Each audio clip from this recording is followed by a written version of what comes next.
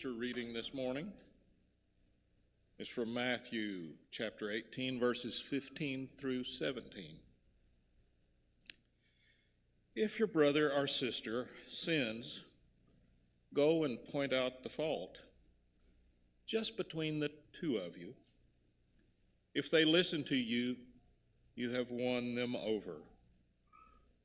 But if they will not listen, take one or two others along so that every matter may be established by the testimony of 2 or 3 witnesses. If they still refuse to listen, tell it to the church. And if they refuse to listen to the church, treat them as you would a pagan or a tax collector.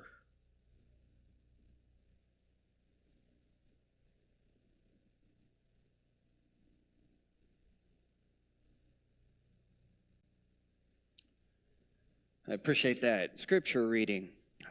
It's a great text about church discipline, church accountability, a great tool for lovingly and carefully addressing sin in the church. But for some of us, like myself, who are non-confrontational and peacemakers and sometimes people pleasers, that's a hard one to do. This is a hard one to live. Like, I have to have this tense conversation with this person, calling them out for their sin. Sounds scary. Sounds like a conflict waiting to happen. So a lot of people end up not doing that, not going directly to the person, and instead doing the opposite, right? Going to all the other people. I'm going to go tell everybody else about this sin or this bad thing this person's doing. Or I think a lot of times in the churches of Christ, we'll go and tell the elders, and we'll let Jim can handle it. We'll let them take care of it. But the text says go straight to them. Go straight to that person. Sometimes if we might go to other people, or we might just be real passive aggressive to that person, right? We don't say what the issue is, but we end up taking little jabs at them and saying little biting things, rather than just going to the person and saying, look, I love you, but here is a problem. Here's an issue that I'm seeing. So go to them in private. So you're not shaming them. You're not embarrassing them. Don't do that in front of a bunch of people. That's the next step. If it doesn't work between the two of you, then maybe bring some other people in. And it's one of those verses that we might take the practice of disfellowshipping. Paul talks about it in 1 Corinthians. It's clear that this was a practice that the early church really did do. But I really want to look at this text from the other angle. This morning, I want to put ourselves in the place of the person who's having the sin addressed. Because we like to look at this as we're the hero. All right, how do I address sin in other people? But maybe we need to think, oh, wait a second, what if I ever have sin or some negative traits addressed in me? How am I expected to handle that? How do I handle it when I'm called out? And I really don't like the phrase called out. It's just part of my vocabulary, but I don't really like the term. So I say this, it's probably going to come out using the word called out. Right now, there's like call-out culture, social media, and call-out cultures, it's very unhealthy. It's basically publicly shaming someone into conforming to what you want them to do. You're purposefully embarrassing them. That's not what Jesus is saying to do here. He's saying you do this private. You don't want to embarrass people. You don't want to shame people into doing what you want them to do. And it's also, sometimes call-out culture is also about look how bad they are and how great I am. And so that's not what Jesus is getting at here either. But I might use the phrase call out, but it does not have a negative, I don't mean it in a negative way that we might feel it has in our culture today. But one, you see that the person who is sinning, there's this high moral expectation that, hey, if someone addresses sin in your life, you got to do something about it. But even before the change, what's expected of this person? What is in the text? What is the goal of addressing this sin? Yeah, it's to change, but what does the text say? What must they first do? First, they got to listen. If they listen to you, you have won them over. I think that's important. So I think thinking of ourselves on the other side of this, we need to be willing to listen to some of these criticisms of our walk with Christ. Listen to some of these criticisms of our morality. Now, it doesn't mean that every time anyone criticizes you over anything that they're right and you should beat yourself up and live in it. But sometimes they probably are right. Sometimes there's probably some truth in what they're saying. So anytime you get negative feedback about sin, or maybe just negative feedback more in general, you need to ask, what if there's any truth in what this person is saying? What if there's something in here where they're really right and I need to hear and I need to change? It's really hard to listen to someone say, you are wrong, or you have sinned, or you have done something that hurt me. You've done something I don't approve of. That's hard to hear. And so it feels pretty natural to get defensive, to put up these defense mechanisms, to put up these walls that really keeps us from addressing this negative trait within ourselves. Because it hurts to admit wrong. It hurts to acknowledge there are some shortcomings in myself. It hurts to realize oh, I was embarrassing myself. It hurts to realize those things. And so it feels natural to try to block that stuff out, to not think about it, to not address it, but then ultimately to not change, to not learn, to not grow. So there's a few defense mechanisms that we put up in these situations to prevent ourselves from hearing. And there's really a whole lot, but I want to share with you 3 that I think I'm guilty of a lot, 3 that I see a lot. So some defense mechanisms we put up when we hear negative feedback.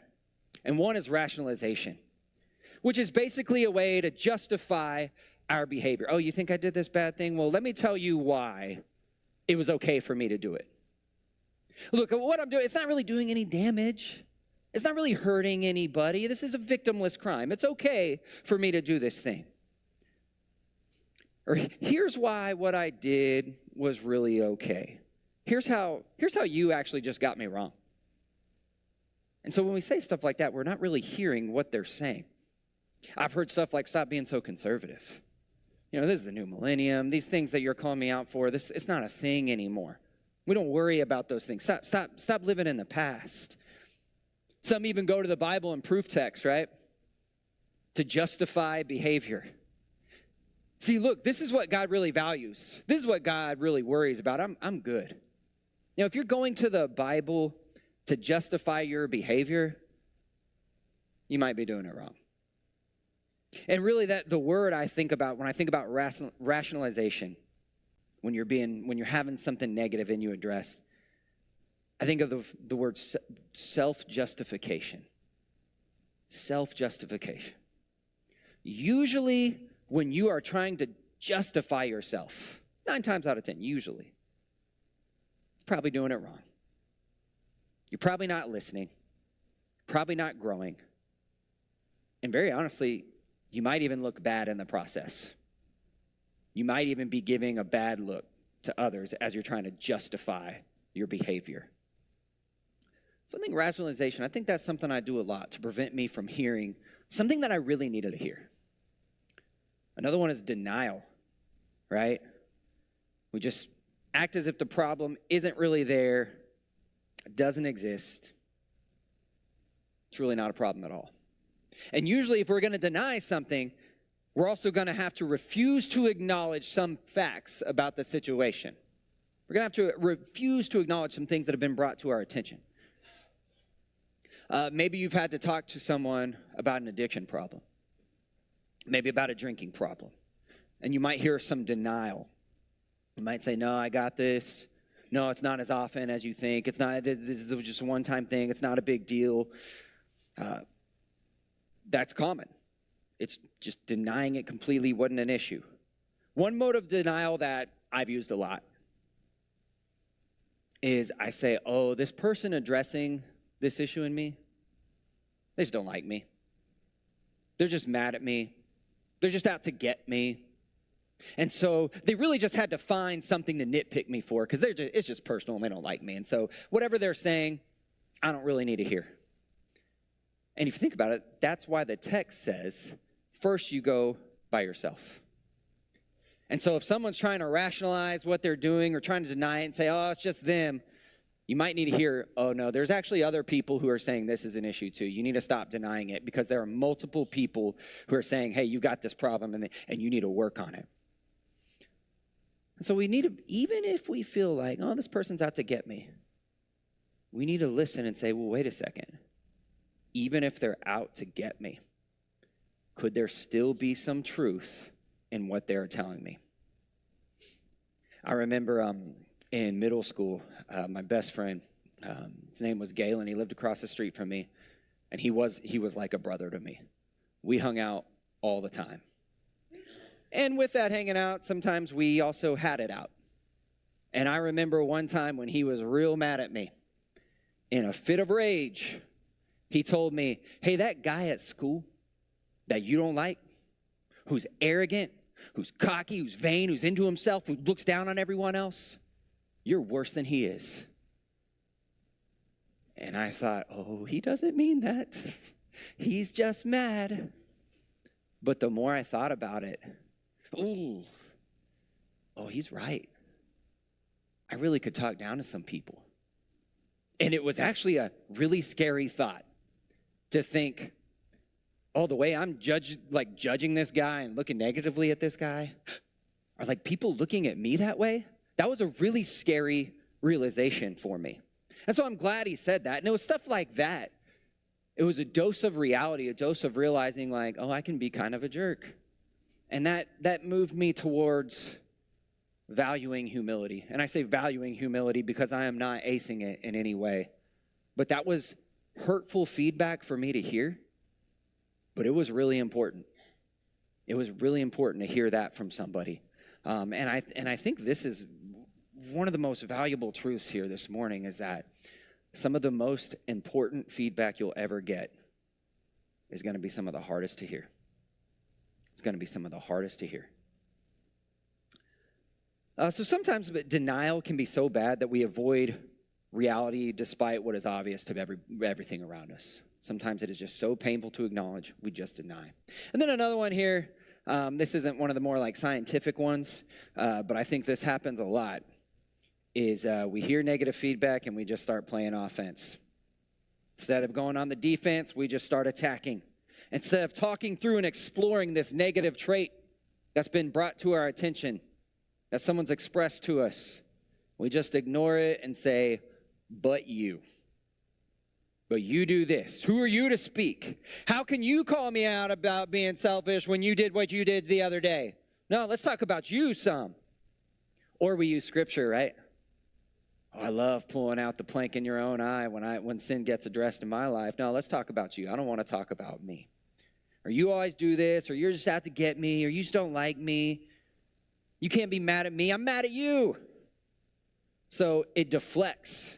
It changes the conversation. And it actually creates more conflict. It actually makes things much worse. You've not addressed what should have been the problem, and now you're just in a mess. I think playing offense is one of the most dangerous ways to not listen to important, but maybe painful feedback. And look, this isn't an exhaustive list. There's a lot of other ways. There's a lot of defense mechanisms we use to really not listen to important feedback. And right now, maybe you're looking at them and you're thinking, oh, yeah, I got a coworker who does this one. Or, oh, yeah, this sounds like my friend, or this sounds like my spouse. Stop doing that. How are you doing it? How have you used some of these? When are times in your life where you have missed out on something important and changed the narrative by using some of these defense mechanisms? You might have missed out on an opportunity to be a better employee, to be a better leader, a better parent, better spouse. a better friend. So this year, try to be aware of how maybe you are using some of these defense mechanisms. Part of this sermon was based on an event that I was part of that I'm really proud of. And I've got permission to share this story. The other day I was at lunch with my son Paxton and his friend Jackson, and got to be part of a cool conversation. And they were kind of talking about, I can't remember the whole context, but basically Paxton's trying to figure out why certain people got issues with him. And Jackson's a good friend. And in a very loving and careful way, he was kind of unpacking, well, here's kind of what I think's going on. He basically said there's some ways you're coming across that feels maybe a little judgmental, that's a hurtful thing to hear, right? And to me, I'm just thinking, who would have thought a Church of Christ preacher's kid would be judgmental? Never. What?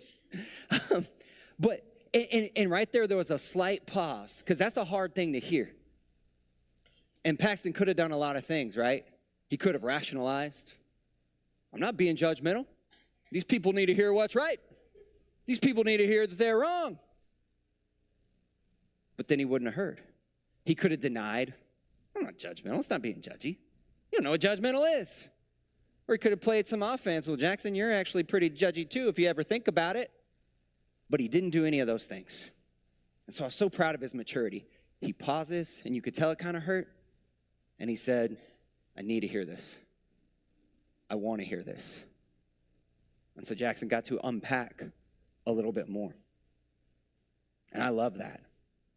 He knew, hey, if there's a way I'm being perceived that's hurting my relationships, that's hurting my ability to lead, I really want to know. I really want to know how I can improve myself. I want to know how I can change my approach. And so I was just proud. I loved his humility. I loved his desire for growth, willing to hear negative feedback to improve his leadership, his relationships, and his Christian witness. All of those things are really important. And I just thought, man, if we can listen to the tough feedback, the stuff that hurts to hear, and then make those adjustments, we can really be whole people who have successful relationships and leave a great mark on this earth. I told Paxton, man, if you keep doing that, if you can listen to the harsh stuff, especially from a good and trustworthy friend, that made it easier. This is a good and trustworthy friend that he knows loves him. He's secure in that relationship. If you can hear that stuff and listen, you're going to be a great man. I believe that for all of us. If you can do this, you're going to be a great person. You're going to be a whole person. Listening and adjusting to hard feedback, that's the makings of a great and humble person. Another example I thought about as I was praying and thinking through this is last Sunday. Last Sunday, someone came up to me and they said, hey, you know what? They said it in a very loving way, in a way that made this very easy. And they said, I missed 2 Sundays in a row and I was sick. No one called me. No one reached out. No one checked on me. And my mind went to defense mode. My mind went to, here at Westgate, people miss a lot of Sundays. And if I'm calling people for every time they miss 2 Sundays in a row, I'm going to be pretty busy, okay? But that's rationalization. And then I really thought, I could have gone on offense. Well, you could have told me. Why didn't you tell anybody? But then I thought, oh, you know what? This person actually called and checked on me. This is valuable to this person. This person's a pretty loving person, and they are saying, hey, you know what? Here's something that I wish was different. And I thought, you know what? I'm glad this person is coming to me and saying this, and not to everybody else, or not at her new church that she went to because she was mad. I'm glad this person came to me, just like the scripture says. So then I thought about it and thought, oh yeah, this is a person who's always here. And I just need to take note of that. And yeah, this is a person I do need to check on. There's nothing wrong with that. But I had to work through a few of my little defenses first. But I'm glad it was brought to my attention. And so I was sorry I missed that one and noted, and we're going to move on. And I'm going to try to be better about that. And I love that this person says, you know what, I value the relationship enough with the church to address this. That's awesome. So I want you to think about these defense mechanisms and think about, what are you hearing that you just aren't listening to? Where are you missing an opportunity for growth and change because you just can't face that negative trait or that negative feedback?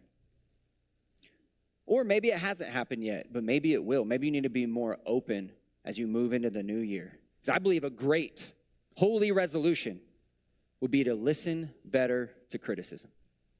Listen to criticism. Again, it doesn't all have to be true. We don't have to live in it. We don't have to live with these labels on us. But we need to at least ask, is this criticism? Is there any truth in it? And then maybe catch yourself refusing to look at the negative stuff in the mirror. Catch yourself putting up some of these defense mechanisms. And then on the other side of that, remember, everybody's got negative traits. Everyone has been embarrassed. Everyone has room to grow. Everyone needs grace. We have a God who loves us and values us and died for us while we are still sinners. But he also believes in us. I think that's something important in the text that we miss. Sometimes when we talk about sin, we just beat ourselves down. But on the other side of that is a God who still loves us, still accepts us, and believes in us enough to have high standards. I think that's good news. If you're here this morning and you want to know Christ, if you want to give your life to him, or if you need any prayer, we want to invite you to come now as together we stand and sing.